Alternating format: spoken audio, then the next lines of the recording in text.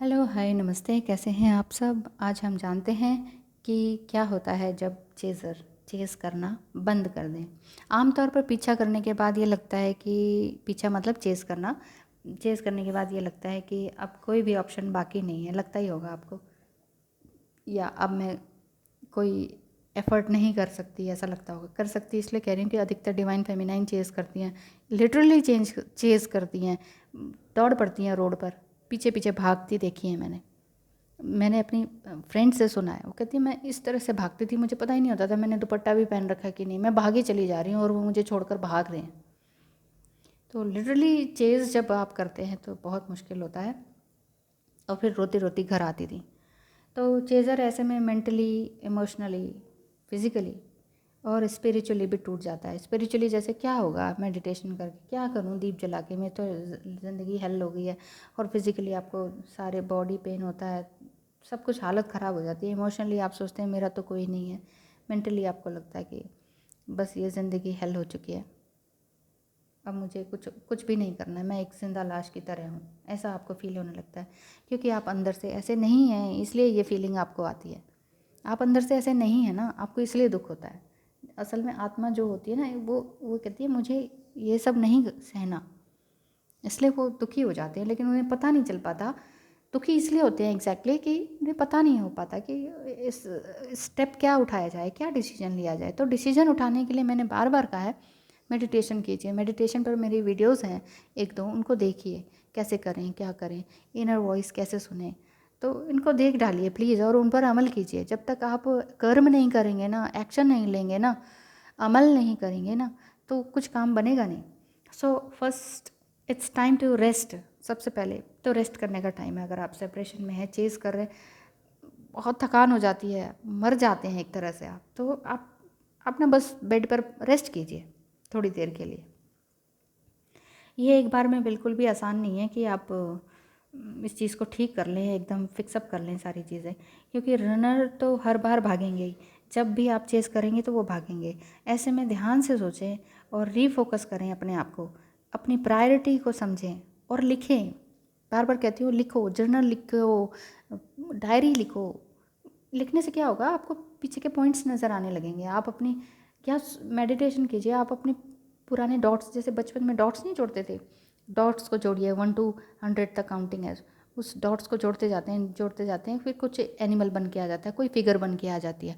तो ऐसे ही आपको अपने पीछे की डॉट्स को देखना है। पहले क्या गलती हुई, किससे गलती हुई, क्या हुआ, लास्ट ईयर क्या हुआ था, उससे लास्ट टू लास्ट ईयर क्या हुआ था, लास्ट टू लास्ट ईयर क्या हुआ था। तो आप पीछे पीछे जाते जाएंगे, आपको समझ आने लगेगा कि किस में क्या पर्सनालिटी डिसऑर्डर है, ये भी समझ में आने लगेगा। अब आपको क्या डिसीजन लेना है, ये भी समझ में आने लगेगा। क्या आपने कब डिसीजन नहीं लिया, वो भी आपको समझ में आने लगेगा। और फिर आप डिसीजन लेने लगेंगे। तो यानी कि ध्यान से सोचने का, रीफोकस करने का टाइम है, अपनी प्रायोरिटी को देखने का, समझने का और लिखने का टाइम है। खुद को ढूंढना इतना आसान नहीं है, बट मेडिटेशन से सब संभव है। बहुत शक्ति मिलती है, थर्ड आई खुल जाती है आपकी, एनलाइटमेंट मिलता है, नॉट अवेकन। अवेकन होने की बहुत सारी स्टेजेस हैं। समटाइम अपना लव्ड वन कोई खो गया, कोई ख़त्म हो गया, परिवार में किसी की मृत्यु हो गई, बहुत अवेकन होना का टाइम आ जाता है। वो एकदम से आपको लगता है ओह मेरी तो दुनिया ही बदल गई। आपको एकदम से रिश्ते नाते साफ साफ दिखाई देने लगते हैं कि ये मेरे साथ ऐसा बिहेव कर रहे थे और मैंने क्या समझती थी। मतलब किसी रिश्ते को आपने भगवान का दर्जा दे रखा था, लेकिन आपके पेरेंट्स, मान लीजिए, होना नहीं चाहिए पर होता है, जैसे खो देते हैं, जैसे हमने खोया, मैंने खोया, तो पता चलता है कि ओह ऐसे थे भैया भाभी, ये सोचते थे, मतलब सारे रिश्ते एकदम ट्रांसपेरेंसी आ जाती है। तो अवेकनिंग यही होती है कि जब एक तो अपनी डेथ के कारण आपके घर में किसी की हो, लव्ड वन की, दूसरा आपका कोई मन का काम ना हो पा रहा हो, या जॉब अचानक से छूट जाना जो आप काम कर रहे हैं, या अचानक किसी आपके ऊपर कोई बहुत बड़ा गबन का या ब्लेम लग जाए किसी तरह का काम से या किसी से, या आपको ये सेपरेशन आ जाए, डाइवोर्स हो जाए, ब्रेकअप हो जाए, ये बहुत बड़ा सेटबैक होता है लाइफ का। तो आपको तब आपकी अवेकनिंग स्टेप बाय स्टेप होती रहती है, लगातार होती रहती है। अब जैसे आप ट्विन फ्लेम जर्नी में आप अवेकन होते हैं, ओह मैं तो ट्विन फ्लेम हूँ, ये मेरा डीएम है, मैं डीएफ हूँ, ये आपकी अवेकनिंग है। लेकिन उसके बाद भी तो प्रोसेस होता रहता है ना, उसके बाद जो एनलाइटमेंट मिलती है वो होता है असली अवेकनिंग। जैसे लास्ट ईयर मेरी अवेकनिंग हो गई थी, और लेकिन जो थर्ड आई ओपन एग्जैक्टली आप हो गई थी, लेकिन एग्जैक्टली एनलाइटमेंट जिसे कहते हैं, जब आप बिल्कुल अलाइन हो जाते हैं, वो मेरा 7 मई को हुआ था। तो मुझे लगा कि ओह, इतनी गलतियाँ मैंने की, मेरे इतने नेगेटिव कर्म मैंने इकट्ठे किए, इतने ज़्यादा। तो जो भी सामने है मेरे जीवित हैं, जो जिनसे भी रिलेशन में है और जिनसे मुझे माफ़ी मांगनी चाहिए, उनके पैरों में गिरकर मैंने माफ़ी मांगी है। इतना मन साफ होता है, सब कुछ क्लियर हो जाता है, इतनी क्लैरिटी आती है, इतना आशीर्वाद मिलता है, इतना डिवाइन पावर मिलती है। इसलिए मैं कह रही हूँ मेडिटेशन किया कीजिए भाई, इसको क्या हो जाएगा मत कहा कीजिए। लेकिन फिर भी आप ऐसे करते हैं ना, अच्छा नहीं लगता। आप लोग प्लीज़ कीजिए, इससे बहुत कुछ मिलता है। आपको कहीं जाने की ज़रूरत नहीं, कोई क्लास ज्वाइन करने की ज़रूरत नहीं। मैंने कुछ नहीं ज्वाइन किया। ब्लैक मैजिक हो, पितृदोष हो, शनि दोष हो, ट्विन फ्लेम जर्नी हो, मेडिटेशन करना हो, योगा करना हो, थर्ड आई ओपन करना हो, स्पिरिचुअली अवेकन होना हो, ये सब काम मेरे फ्री में हुए हैं, मेरे बिना किसी एक पैसा दिए, क्योंकि बाहर निकलना कोई मंजूरी नहीं थी। तो घर में बच्चे हैं, सब कुछ है, रिस्पॉन्सिबिलिटी भी निभानी है। तो एक ही मात्र उपाय है आपका ईश्वर से जुड़ने का, ईश्वर ही है।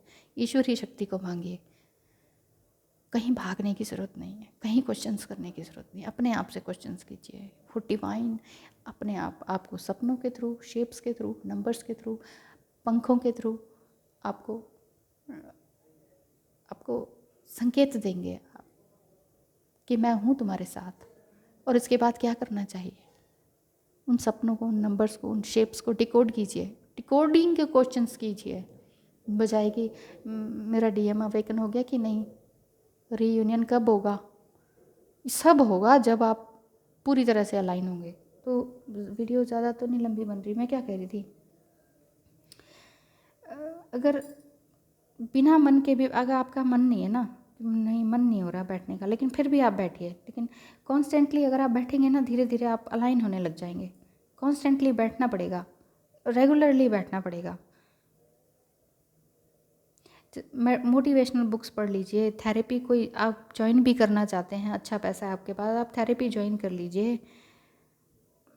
और अपने पैशन को फॉलो कीजिए, जो आपको आता है, जो आपका हिडन टैलेंट है, गॉड गिफ्टेड टैलेंट है, उसको फॉलो कीजिए धीरे धीरे लेकिन श्योरली। चेज़र खुद को आप संभालने लग जाएंगे और एंग्जाइटी से आप बाहर निकलने लग जाएंगे।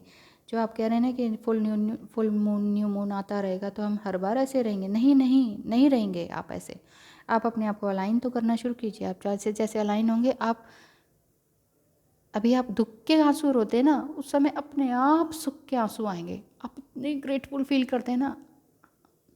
मैं तो हर समय अपने एक हैंकी, टाल हैंकी होता है, वो रहता है मेरे पास, वो जब तब आंसू ही आते रहते हैं। इतनी थैंक्स गिविंग हो गई हूँ मैं, हर चीज़ के लिए थैंक्स गिविंग रहो कि आप बोल पा रहे हो, आपको ज़ुबान है। आप ये मत सोचो कि वीडियो बन रही है ऐसे ही बन रही है, ईश्वर नहीं चाह रहा तो ये वीडियो नहीं बन सकती थी। ईश्वर नहीं चाहता तो मेरी ज़ुबान काट देता था, मुझे गूंगा बना सकता था, लेकिन मैं बोल पा रही हूँ, इसके लिए मैं बहुत बहुत धन्यवाद करती हूँ ईश्वर का। इसी तरह से आपको भी करना है कि आप मोबाइल पकड़ पा रहे हो, आप अपनी आंखों से देख पा रहे हो, आप बोल पा रहे हो, आप लिख पा रहे हो, आप सोच पा रहे हो, आप चल पा रहे हो, अपने सारे काम आप खुद कर पा रहे हो, किसी और के ऊपर डिपेंडेंट नहीं हो। तो हर चीज़ के लिए थैंकफुल कहिए। ये लाइफ टफ नहीं है, लाइफ इज़ सो ब्यूटीफुल, बस समझने की देर है। बहुत सारे पर्दे हैं हमारे आगे, उन पर्दों को हटाने की देर है। लाइफ इज़ सो ब्यूटीफुल, मेरा कहना मानिए।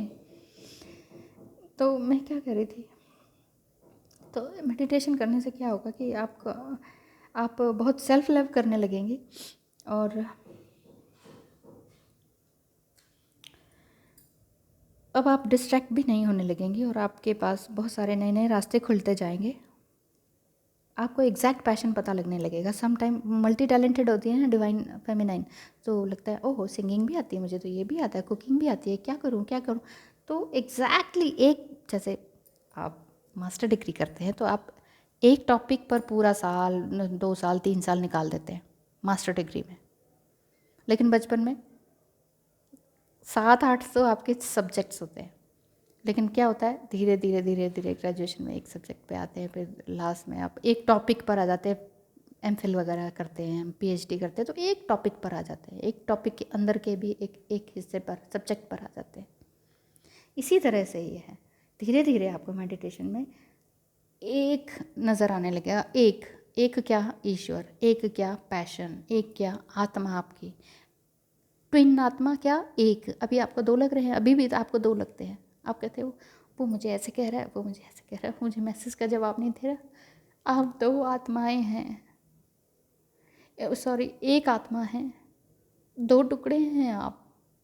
आप क्यों कह रहे हैं कि वो आपको ऐसे कह रहा है, वो आपको याद नहीं कर रहा। ईश्वर ने आपको दो टुकड़ों में बना के भेजा है। प्यार कीजिए अपने आप से, अपने आप को 100% बनाइए, हायर सेल्फ में आइए, पेन से हटकर ग्रेटफुल के आंसू रोइए। यही जीवन है, यही जीवन का सार्थक अर्थ है। एग्जैक्टली चाहे आप योगी हैं, चाहे आप ट्विन फ्लेम में हैं, चाहे आप नॉर्मल बीइंग हैं, अपने आप को अवेकन कीजिए, अपने आप से प्यार कीजिए, अपने वर्क पर काम कीजिए, अपनी रिस्पॉन्सिबिलिटी को निभाइए। आपको ये नहीं लगना चाहिए कि आप रनर के बिना खुश नहीं रह सकती। आपको ये लगना चाहिए कि मैं रनर के बिना भी मैं कंप्लीट हूँ, फुली कंप्लीट हूँ, मैं जॉयफुल हूँ। जब आप जॉयफुल होंगी, बहुत खुश होंगी, अनकंडीशनल लव में होंगी, डिवाइन आपको रीयूनाइट करने से नहीं रोक पाएगा। थैंक यू सो मच मुझे देखने सुनने के लिए। So please don't chase others, chase your passion, chase divine love. ईश्वर आपके साथ हमेशा है। थैंक यू सो मच मुझे देखने सुनने के लिए। Bye bye.